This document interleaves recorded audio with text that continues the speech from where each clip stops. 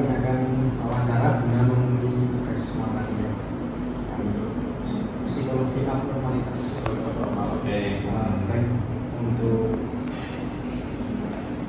sebelumnya dengan Bapak saya. Oke, nama saya Puri Yudiantoro.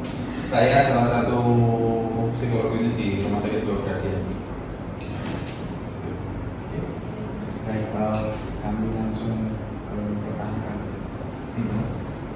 Yang pertanyaan pertama adalah apa saja jenis gangguan yang masih ditangani di rumah ini? Kalau jenis gangguan di rumah sakit jiwa ini, kalau by data ya, data yang ada di rumah berdasarkan data kita, kalau data dari keseluruhan rumah sakit, memang yang terbanyak adalah schizofrenia ya, yang ditangani. Tapi kalau data dari unit psikologi sendiri, yang kami pegang malah yang terbanyak adalah bipolar. Nah, kembali data itu yang dibutuhkan dari apa? Dari unit psikologi yang datang untuk konseling ke unit psikologi, bipolar itu yang tertinggi nomor satu. Ya, tapi kalau yang di rumah sakit, data yang rawat inap, yang rawat jalan, paling tinggi adalah schizofrenia. Kemudian seseorang bisa dikatakan sebagai penyintas itu bagaimana Bapak? Pada tahap apa? Penyintas ya? Yang dimaksud penyintas toh? Oke, kalau disebut penyintas ya ketika dia sudah mulai menurun gejala-gejala gangguan kejiwaannya, kemudian dia sudah bisa berfungsi secara normal di lingkungan masyarakat. Bahasanya paling mudah adalah dia sembuh secara sosial, dia sudah bisa berperan aktif di masyarakat, dia bisa tadi ya misalnya masyarakat itu ada kegiatan mungkin gotong royong, dia mau terlibat, dia bisa nyapa tetangga, kehidupan sosialnya sudah kembali membaik. Ya itu disebut penyintas. Karena untuk dibilang sembuh secara klinis, sembuh secara penyakit, memang butuh proses yang cukup panjang. Karena banyak hal yang membuat orang menjadi gangguan kejiwaan itu kan faktornya ada banyak gitu ya. Dari faktor biologi sendiri, faktor di otaknya sendiri, hormon-hormonnya, neurotransmitternya itu normal atau tidak. Kemudian faktor kedua, faktor psikologi, bagaimana coping-copingnya selama ini, bagaimana dia menghadapi masalah, coping dia, dan respon-respon dia terhadap masalah itu juga berpengaruh. Ketika faktor sosial, faktor dukungan keluarga, kemudian tetangga seperti apa, apakah ada labeling atau tidak, itu juga berpengaruh.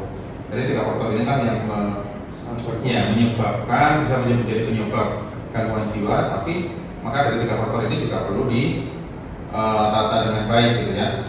Kalau tadi biologi kan berkaitan dengan psikiatri, dengan obat dari dokter kejiwaan yang menangani. Kita psikolog yang menangani di coping-coping ya, kita ngasih coping yang baik. Kemudian tadi untuk sosialnya biasanya yang akan melatih adalah perawat gitu. Ketika bangsa dia diajari untuk aktivitas kelompok atau untuk meningkatkan keterampilan sosialnya. Nah, selain juga keterampilan sosial itu juga ditingkatkan di kegiatan rehabilitasi mental. Nah, ketika tadi biasanya mungkin secara klinis dia masih perlu minum obat, tapi tadi copingnya mulai membaik, bersosial sudah mulai jalan dengan baik, ya bisa dibilang kembali kita sudah dibilang pulih gitu ya. Sehingga ya dia sudah tadi bisa dibilang sudah membaik, pulih, dia sudah bisa beraktivitas sesuai dengan yang lain gitu. Jadi untuk dikatakan sembuh itu memerlukan waktu yang lama gitu. Ya, kalau schizophrenia atau gangguan jiwa berat ya, schizophrenia ataupun makan bipolar itu memang perlu waktu, karena tadi semua itu kan tidak serta merta terjadi pada satu waktu ya. Jadi gangguan jiwa kan tidak seperti hari ini ada kejadian tidak menyenangkan atau hari ini ada trauma misalnya, besok gangguan kan tidak, tapi tumpukan bertahun-tahun, copingnya keliru bertahun-tahun, hingga akhirnya terjadi sebuah ledakan gitu ya, ledakan besar yang mengubah cara dia merespon, cara dia menghadapi masalah, dan muncul tadi ketidakseimbangan secara hormonal, secara neurotransmitter di dalam otaknya. Kemudian selanjutnya bagaimana? 'Gimana Bapak untuk proses penerimaan pasien itu? Pasien baru itu banyak, ada dua jalan. Yang satu misalnya dari rawat inap. Rawat inap itu bisa lewat UGD. Misalnya kita misalnya gini, dalam suatu lingkungan di masyarakat ditemukan ada suatu warga yang tiba-tiba menunjukkan perilaku yang tidak tepat gitu ya, entah itu kegelisah, entah itu mulai mengganggu masyarakat lingkungan. Biasanya kalau ada kayak gitu, biasanya ada dari desa, entah itu kepala desanya, entah itu Pak RT, Pak RW misalnya gitu ya. Terkadang juga biasanya melibatkan keamanan, saya tadi Babinsa atau Babin Kamtipmas. Itu biasanya kan sering membawa tadi laporan dari warga, ini ada warga kami yang gelisah, yang mengganggu, merusak atau mungkin mengganggu keamanan.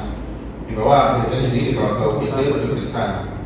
Ketika diperiksa ditemukan gejala-gejala, simptom-simptom gangguan kejiwaan, maka akan diinfokan keluarga ini perlu dirawat inap. Nah, karena dirawat inap maka dari UGD akan memindah ke fase rawat inap setelah itu. Itu yang lewat fase rawat inap ya. Namun ada juga yang rawat jalan. Rawat jalan itu banyak. Ada yang datang biasanya datang langsung karena melihat ada gejala-gejala tertentu, keluarganya mau dulu diperiksakan ke rawat jalan. Ya seperti kalau kita kayak rumah sakit umum rawat jalan itu ya, tapi langsung pendaftarnya di poli kejiwaan. Bisa nanti dokter akan melihat, dokter spesialisnya, psikiaternya akan lihat ini perlu dirawat inap atau dia cukup rawat jalan, kira-kira mengganggu atau tidak. Gitu. Nanti kalau ini perlu dirawat inap, dia akan diinfokan ini perlu dirawat inap, mau nggak keluarganya. Jika mau, ya akan dirawat inap dulu. Kalau mau dirawat ulang ya jelas monggo, itu pilihan keluarga. Bisa dari itu. Atau rawat jalan yang berdasarkan rujukan bertingkat. Misalnya dari puskesmas dulu naik nanti ke rumah sakit tipe B atau tipe C ya seperti ya misalnya, tapi tergantung pasiennya di situ. Oh ini terlalu berat atau ini perlu penanganan khusus misalnya. Ini sudah lansia, di RSUD tidak ada di dokter jiwa lansianya. Bagi lempar lagi ke rumah sakit tipe tertinggi. Menurut kami rumah sakit tipe tertinggi tipe A. Itu biasa. Alurnya seperti itu mas. Tinggal nanti dari klien seperti apa kondisinya. Berarti untuk proses secara bertingkat itu biasanya apakah pernah melalui rumah sakit pusat terlebih dahulu baru ke rumah sakit jiwa? Kalau rumah sakit pusat umum kalau Sarsito kan sudah ada poli bangsa atau sudah ada poli jiwanya. Jadi bahkan Sarsito itu kan statusnya kan ini ya, dia di bawah kementerian ya, dia di bawah Kemenkes, jadi dia juga sudah ada poli jiwanya, sudah ada rawat inap jiwanya. Jarang dari Sarsito dilempar ke sini jarang. Karena di sini kan rumah sakit jiwa memang khusus jiwa, tetapi milik provinsi, milik pemerintah DIY. Kalau Sarsito itu kan rumah sakit umum, gitu ya, pusat milik pemerintah, gitu ya. Dia jadi ada poli jiwanya juga, tetapi tidak khusus. Kalau yang rumah sakit jiwa khusus itu seperti Surabaya, Magelang, kemudian Malang itu, Bogor itu, nah itu milik pemerintah besar, itu memang lebih besar. Walaupun juga sekarang juga buka lain umum juga gitu ya. Jadi kalau dari Sarsito sekarang ini, kalau dari rumah sakit umum misalnya RSUD Sleman, RSUD Wates, nah itu ada yang dirujuk ke sini. Biasanya, tapi saya kan juga walaupun di RSUD kan juga biasanya juga ada psikiater ya, sudah ada dokter jiwanya. Biasanya dokter jiwanya kan, oh ini perlu layanan khusus nih, karena mereka nggak bisa rawat inap di sana, dirujuk ke kami, biasanya gitu. Jadi mungkin saya juga dari rumah sakit pusat. Ada rumah sakit umum ada, tapi frekuensinya memang nggak banyak. Berarti rata-rata langsung. Ya rata-rata langsung. Tadi ada kebanyakan ya, kalau yang tadi kebanyakan malah yang langsung itu malah dari rawat inap tadi, maksudnya waktu video tadi karena ditemukan kok tiba-tiba kayak gelisah, marah-marah di kampung kayak gitu. Baru saya ditangkap ya sama Babinsa atau sama warga di bawah. Itu baik Pak. Untuk pertanyaan selanjutnya, berapa banyak rata-rata tenaga profesional yang menangani pasien dari hasil diagnosa tersebut? Menangani itu maksudnya seperti apa ya? Maksud menangani itu yang memberikan pelayanan atau seperti apa gimana itu berbeda bisa berbeda persen itu akan memberikan pelayanan di yang jelas yang memberikan pelayanan kan ya satu dokter kejiwaan itu pasti, kemudian psikolog, kemudian perawat jiwa jelas itu. Kalau yang di rawat jalan 3 ini ya, dokter jiwa, psikolog, perawat. Kalau di rawat inap itu ada tenaga profesional ada banyak. Nanti ada 3 ini juga ditambah dokter umum. Dokter umum juga memeriksa apa tentang berkaitan kondisi kesehatan sehari-harinya. Terus kelima, tadi pertanyaan 5, ada ahli gizi. Ya, makanannya yang tepat lihat dietnya seperti apa kan kadang orang dengan gangguan jiwa tidak terus asal boleh makan juga gitu ya. Ahli gizi sudah masuk. Ada tenaga pekerja sosial gitu. Kemudian ada juga tim rehabilitasi medik itu ada profesional juga di situ untuk ya tadi aktivitas kelompok. Kemudian nanti juga ada aktivitas okupasi terapi kerja gitu ya. Nah itu nanti biasa di kebun, biasa di bikin kerajinan kayu dan macam. Jadi untuk itu sebagai istilahnya pemulihan. Iya. Itu jadi kalau perawat inap tenaga profesional yang membantu lebih banyak. Yang menangani bisa 7 sampai 8 orang. 7 atau sampai 8 apa namanya? Tenaga. Iya, 7 atau sampai 8 ininya istilahnya profesi. Nah, 7 sampai 8 profesi di situ. Ya, Bapak, kalau untuk pertanyaan saya akan saya tulis juga. Oke. Mengenai metode apa yang biasanya digunakan untuk mendiagnosa pasien baru? Kalau untuk mendiagnosa pasien baru, metode yang umum dilakukan adalah observasi dan wawancara. Observasi dan wawancara ya. Nanti kan untuk menggali simptom-simptomnya gejala apa yang dirasakan dari situ. Kemudian observasi ya kita amati, kelihatan kan ketika simptom-simptomnya itu terlihat yang apakah gelisah, atau apakah cemas, apakah depresif misalnya gitu. Nah itu paling banyak di situ. Kalau memang dibutuhkan tes tertentu bisa, tapi pada kasus-kasus khusus biasanya kasus-kasus ketika pemeriksaan kejiwaan yang berkaitan dengan pasal hukum. Kita ngarai ini dengan orang dengan gangguan jiwa tapi melanggar hukum, misalnya melakukan pembunuhan atau pemerkosaan atau pencurian gitu.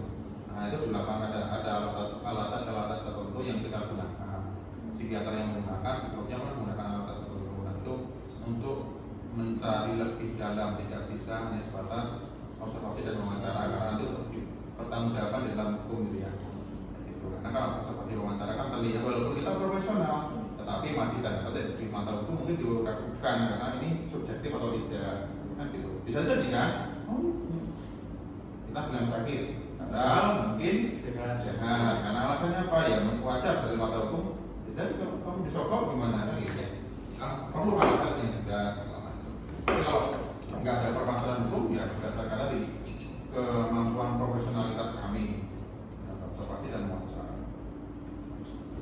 Nanti kalau misal tidak ada kaitannya dengan hukum tadi itu, apakah cukup dengan observasi dan wawancara seorang itu bisa langsung dikatakan ini rehabilitasi atau rawat jalan atau ada metode yang lain Pak? Cukup dengan observasi dan wawancara. Ya sama seperti dokter pun sama. Ada dokter melakukan pemeriksaan. Nanti kan observasi apa gejalanya itu sudah di yang namanya sebuah diagnosis itu kan kecurigaan ya. Ini mengarah kemana? Memang untuk apa? Untuk memastikan kalau dokter umum kan mungkin karena ada tes lab segala macam. Ya kalau gangguan kejiwaan, memang ini kan diagnosis sementara dulu muncul, kemudian dia dirawat inap, misalnya atau diobatin dulu, rawat jalan, nanti dipantau coping-copingnya, dipantau kemudian jawabnya. Ketika tadi apa maksudnya? Apa? Nanti kalau tadi pas bertanya itu tanggapan saya adalah bagaimana ketika nanti pasien itu tadi ya menempatkan diri di lingkungan sosial itu beda maksudnya. Maksudnya harus jelas dulu nih. Cara iya. Gimana cara Anda membatasi perilaku etika dan sosial terkait pasien? Kan ini kan lebih ke pandangan orang pasien kan? Jiwa itu udah pasti kayak saya itu seperti orang gila, jadi orang itu kayak takut berobat gitu loh. Oh ya, oke. Apa jenisnya berarti bahasanya itu sorry. Kan sekedar labeling apa namanya? Saya lagi. Kok lupa lagi. Oh. Bagaimana cara Bapak membatasi perilaku etika dan sosial terkait pasien? Oke, kalau kita membahas tentang ini berkaitan stigma di masyarakat ya, stigma masyarakat terhadap seorang gitu ya, yang rawat di rumah sakit jiwa gitu. Ya memang sebenarnya stigma itu memang masih menjadi PR terbesar bagi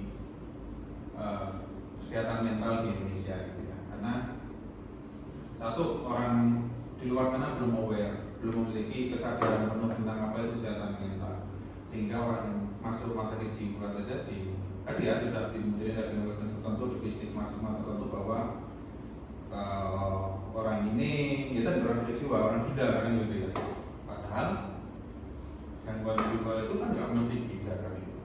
Orang dengan kondisi burnout yang tinggi sehingga emosionalnya kemudian tidak tertata pun itu bisa kita tangani di rumah sakit jiwa. Banyak hal itu, mahasiswa yang stres karena skripsi banyak yang datang ke sini gitu. Apakah mereka gila? Tidak.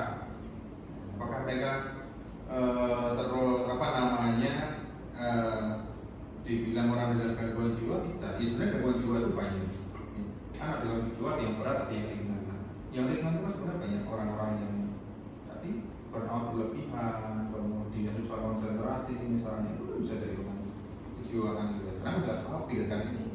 Nah, memang stigma itu tadi, kembali ke stigma itu menjadi PR yang sangat besar, karena ketika ada dibilang tidak itu jadi seolah jadi aib ya, baik bagi keluarga, aib bagi masyarakat gitu ya.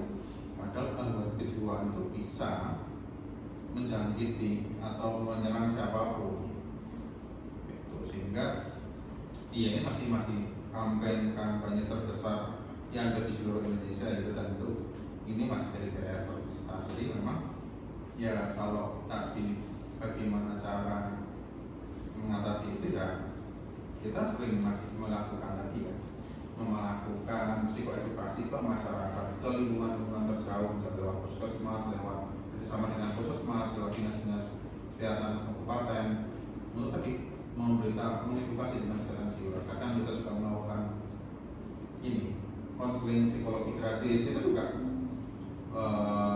bagian dari upaya tadi ya, memberikan pemahaman kepada masyarakat bahwa tidak semua itu gini, tidak semua gangguan jiwa itu tidak gini.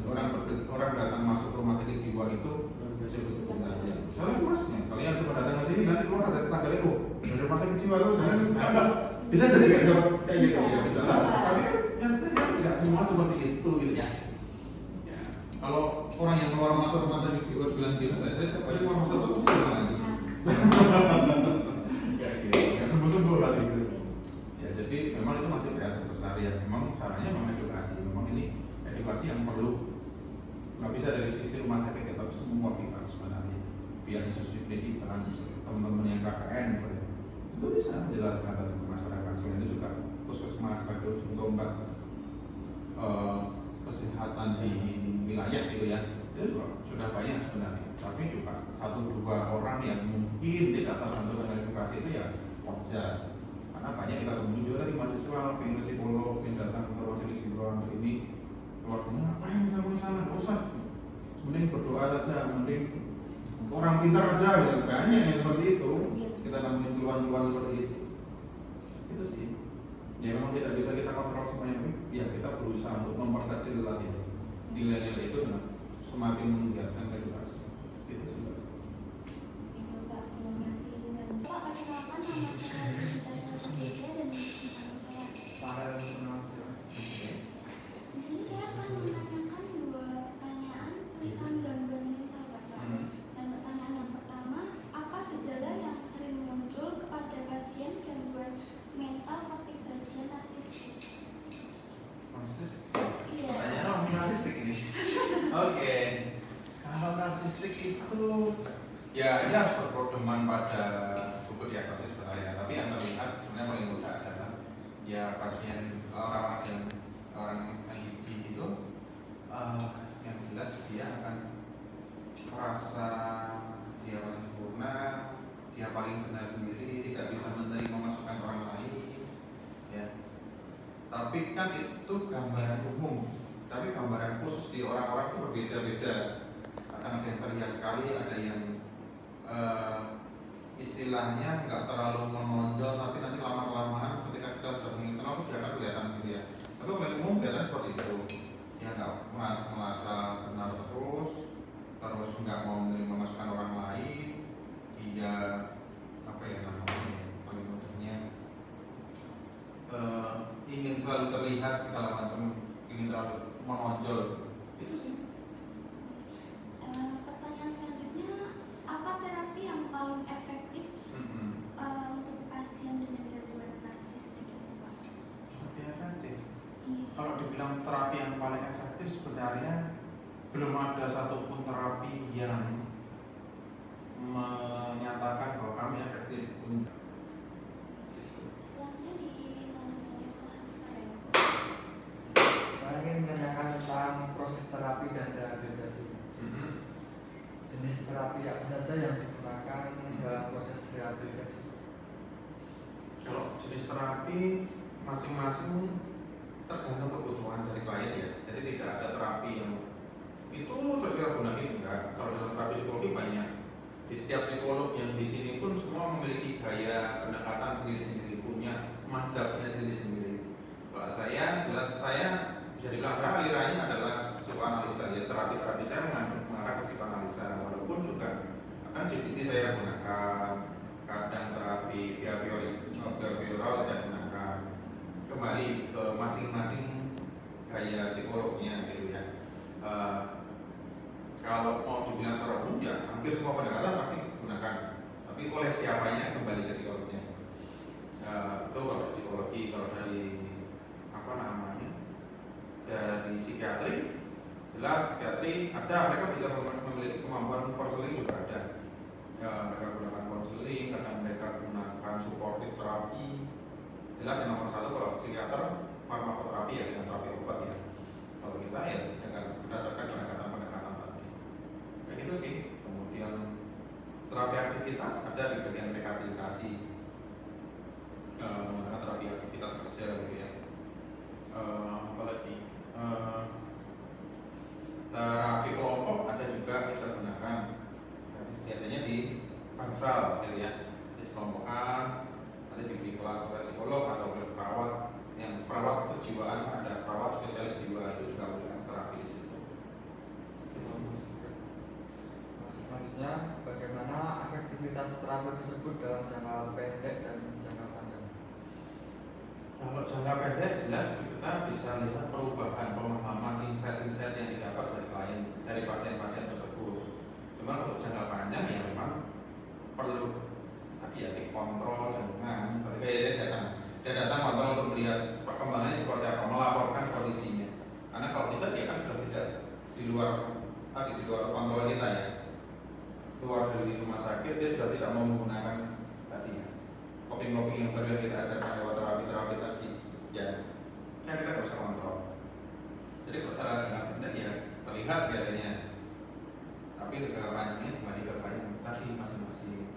Karena pada akhirnya kan terapi itu adalah tools ya, tools untuk bagaimana kita menghadapi masalah. Tapi tools itu mau digunakan atau tidak, ini kembali ke kliennya.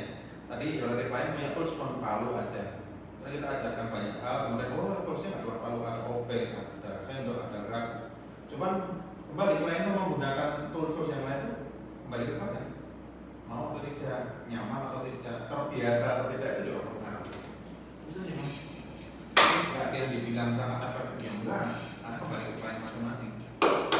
Kemauan belajar itu menjadi poin penting untuk klien berubah. Kalau dia nggak ada kemauan, susah. Ingin aja, cuma ingin sembuh, ingin berubah, tapi nggak ada kemauan gitu. Jadi tergantung kliennya. Iya, pasti akan kembali ke kliennya. Semua apapun kan, ibaratnya ini sama kayak sakit fisik misalnya. Oke, periksa ke dokter. Oke, oh dapat diagnosis seperti ini. Oke, ya mau sembuh mau, oke minum obat ini. Tapi lainnya nggak mau minum obatnya, bisa aja. Ya gitu. Nah di dalam psikologi, dalam kejiwaan atau dalam psikiatri juga sama. Hal yang tadi pengaruh gangguan jiwa kan ada 3. Tadi biologi penyebabnya, psikologi dan sosial. Ketika biologinya udah diobatin, tapi dia copingnya nggak mau belajar, sosialnya nggak berubah minuman. 2 hal ini memberatkan. Satu yang baik kan juga sangat profesional, sangat lama. Mungkin dia diobatin, psikologinya, copingnya belajar berubah, sosialnya mungkin enggak. Oke, 2/1 masih lebih cepat pasti dibanding yang lain. Tapi kalau support 3-tiganya juga berkembang dengan baik, juga keluarganya juga support segala macam, pasti akan lebih cepat untuk sembuh, lebih cepat untuk pulih. Itu sih mas. Selanjutnya Pak, apakah ada kendala dalam proses rehabilitasi? Kalau kendala tadi kembali ke kemauan klien. Setelah itu menerapkan coping baru, menerapkan cara-cara menghadapi masalah yang baru. Kalau dia tidak mau ya susah. Kadang-kadang, oke tahu Pak, sudah tahu harus bagaimana hal yang baru gitu ya. Tapi ketika di rumah sudah kembali ke pola lama, karena nggak terbiasa, nggak langsung dilatihkan, nggak membiasakan diri. Ya otomatis cara bekerja otak juga akan mudah yang jalur yang lama yang kita gunakan. Ibaratnya dulu gini, contoh deh, ada orang ketika ada masalah, oke, responnya langsung adalah marah, ya. Kemudian diajarkan cara coping yang baru, tidak marah, oke, dia bisa kontrol marah, dia bisa mungkin ganti journaling misalnya, oke, diajarkan dia bisa, oke, tahu dan paham, barang nyoba 1 kali 2 kali, tapi nggak digunakan lagi. Maka ketika ada marah, ada respon, ada masalah, pasti responnya kembali paling cepat marah, karena yang paling dikenal marah. Nah, itu kan jadi PR terbesar kan untuk mengubah, membentukkan kebiasaan baru lagi, dan gitu. Nah, kadang kita harus menjelaskan bahwa perubahan perilaku, perubahan kebiasaan itu yang bisa dibentuk. Kalau kita menggunakan teorinya Pavlov gitu ya, perubahan kebiasaan itu kan bisa muncul. Pavlov itu kan kalau yang dicoba anjing itu kan berapa itu? 27 hari ya, 27 kali. Orang itu bisa terus mencoba terus sampai 27 kali, 27 hari dia konsisten, yang muncul perilaku barunya dan untuk mengenali perilaku baru itu. Pak, sudah ada dari kami akan dilanjutkan oleh teman-teman lain. Saya akan melanjutkan pertanyaan dari teman-teman saya. Ya. Pertanyaan yang pertama, bagaimana cara mengukur keberhasilan program rehabilitasi? Ya, kalau mengukur bagaimana keberhasilan adalah ketika perilaku yang ditunjukkan oleh pasien atau oleh klien itu ya sudah mulai sudah mulai tepat perilakunya, tidak mulai bisa dilakukan secara rutin. Nah itu kan itu adalah proses keberhasilan ya, tadi misalnya contoh tadi misalnya di kasus marah, dia tadi dulu kalau marah misalnya harus penting barang, sekarang dia bisa alihkan tuh, oh alihkan energi marahnya tidak harus penting barang, oh ganti dengan yang lebih positif, misalnya apa, cuci piring atau masak WC atau itu kan masalah kan sama-sama menyalurkan energi. Dia bisa tetapkan itu dan nanti karena nanti dirinya lagi selama sebulan 2 bulan itu efektif, itu berhasil. Masalah nanti tunggu tahun dan muncul lagi, nah itu masih ada, itu harus perlu dikuatkan lagi nih, kenapa kok kemarin sudah bisa kok sekarang kembali lagi. Itu sih selama kalian sudah bisa menunjukkan perilaku barunya, coping barunya muncul dan terus digunakan, kita efektif. Berarti seperti mengganti kegiatan yang sering dilakukan ya Pak? Iya. Yang gimana ya Kak? Ya respon tadi. Ya. Respon itu kan berdasarkan kebiasaan. Ya. Tapi ketika kita tunjukkan bahwa secara kognitif bahwa ada banyak pilihan respon, tidak harus dengan respon yang kemarin, misalnya gitu ya, nggak harus respon negatif. Kalau kemarin misalnya ada emosi, ada kondisi problem, responnya adalah langsung oke dialihkan. Mereka mengalihkannya ada apa? Maaf, misalnya dengan merokok atau dengan minuman keras, substance abuse, dengan menyalahgunakan zat-zat tertentu. oke, kan banyak hal untuk ketika dari masyarakat nggak harus dimasukkan habis. Ada banyak coping yang bisa kita ajarkan, gitu ya, lewat emotional focus atau problem focus. Ketika itu dia bisa gunakan, kemudian penggunaan zatnya jadi berkurang, semakin lama semakin berkurang atau bahkan sudah mulai hilang, itu kita bisa bilang efektif. Berarti kalau kecanduan rokok juga bisa diobati ya Pak? Bisa, iya apapun dengan apapun adiksi itu bisa diobati. Balik dengan kemauan yang kurangnya seperti apa dan mencoba hal yang baru. Tadi sudah contoh kecanduan rokok. Iya. Nah, kalau rokok itu adalah kecanduan. Ketika dia harus berhenti, misalnya harus stop merokok, pasti kan ada respon gak nyaman di tubuh kan. Karena kita kebiasaan tak kecut, tak gemeter, tak gelisah misalnya. Nah, ketika gelisah muncul, kecut muncul, itu apa yang bisa dilakukan gantinya? Kalau dulu kan kecut muncul ya rokok, sekarang gantinya apa? Oh, tak buat olahraga, tak buat lari misalnya, atau tak buat ngelakuin kegiatan lain. Nah, ketika kegiatan lain itu berjalan, rokoknya jadi juga semakin berkurang atau bahkan stop, ya kan gitu. Mungkin beratnya di awal dulu ya Pak? Ya pasti awal karena namanya kekurangan zat pasti tubuh itu kan menali ya. Bahkan ujung-ujungnya baru datang ke rumah sakit jiwa dengan kondisi sudah sangat parah banget. Tapi kalau udah tahu tadi tetangga, kemudian mungkin orang-orang ini ya, orang-orang yang punya dipandang di masyarakat misalnya Pak Duko, Pak Lurah, dia tahu begitu lebih mudah didengar gitu ya oleh masyarakat ya, itu akan membantu sekali untuk menjaga kesehatan jiwa di masyarakat itu juga lebih terkontrol. Berarti orang yang di sini tuh ada koneksi ya sama Pak Duko atau? Iya, enggak pasti karena di sini kalau di rumah sakit jiwa itu ada bahkan ada sebuah instalasi, ada sebuah divisi sendiri yang namanya kesehatan jiwa masyarakat Keswamas gitu. Dia tadi tugasnya untuk berkoneksi dengan puskesmas, kelurahan-kelurahan, Pak Duko, bahkan Duko itu juga biasanya punya kontak gitu. Biasanya melakukan info tertentu. Oh ya ada benefit ini seperti apa? Bahkan nanti kalau mau ada webinar gratis nih mau disampaikan kepada warganya. Oh kita mau mengunjungi puskesmas ini nih. Nah itu biasanya Keswamas sudah punya data semuanya karena itu juga bagian dari ini ya, bagian dari tadi rumah sakit tidak cuma kuratif tadi juga untuk promosi dan pencegahan tadi. Kadang kita mengundang keluarga pasien yang masih di sini atau pasien yang sudah pulang. Keluarganya diundang untuk apa? Diajarkan cara meregulasi stres, mengatasi stres karena sebagai caregiver ngurusin keluarganya gangguan jiwa itu kan juga stressful. Ya. Jadi diajarkan biar apa? Biar tadi biar tidak stres lebih parah lagi atau dapatnya ketularan tadi. Nah, gitu ya. Dia tadi bisa tertata itu diajarkan. Kita ngajarin seperti itu. Kelasnya gratis, disangoni gitu kan. Juga buat orang merasa tadi berdaya, kemudian bisa saling diskusi antar satu sama lain sehingga bisa menjadi lebih baik. Berarti dari RSJ Gracia sendiri udah ada programnya ya Pak? Ada programnya ada dan selalu berjalan setiap tahun. Baik Bapak, sekian untuk hari ini. Terima kasih atas waktunya Bapak. Ya sama-sama. Ya semoga nanti menjawab ya.